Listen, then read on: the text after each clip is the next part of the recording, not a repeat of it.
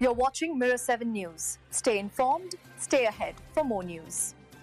Have you ever wondered why we're still changing our clocks twice a year? It's one of those traditions that sparks debate every time it comes around. And this year, Brisbane time is once again part of the conversation. While most of Australia doesn't observe daylight saving, the rest of the world is gearing up for that familiar shift where clocks either spring forward or fall back. The question many people are now asking is, should we just stop changing the time altogether? In much of the United States, Daylight Saving Time, or DST, has been in place for decades. The idea dates back to the early 20th century, originally meant to make better use of daylight during the warmer months. Essentially, clocks are set an hour ahead in spring to give people more sunlight in the evenings, and then set back again in autumn to provide brighter mornings during winter. But as simple as it sounds, the debate around it has only grown louder over the years. In April 2025, former U.S. President Donald Trump even joined the discussion, calling on Congress to make daylight saving time permanent.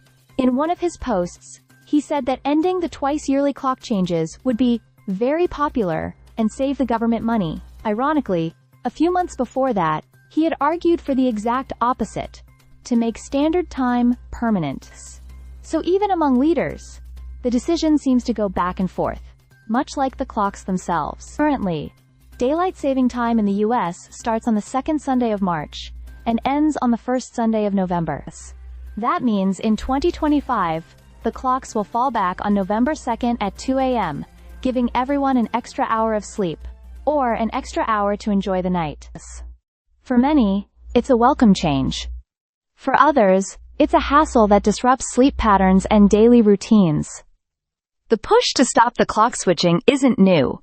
Legislation known as the Sunshine Protection Act has been introduced several times to make DST permanent, but it has yet to pass through Congress. In the meantime, 29 U.S. states have already expressed their desire to end the biannual time change. And then there's Brisbane, a city that's always marched to the beat of its own clock. Queensland doesn't observe daylight saving, so when southern states like New South Wales spring forward, Brisbane quietly stays put. This means that for part of the year, Brisbane runs an hour behind Sydney and Melbourne. It's a point of pride for some, and a mild inconvenience for others, especially when coordinating travel or business calls.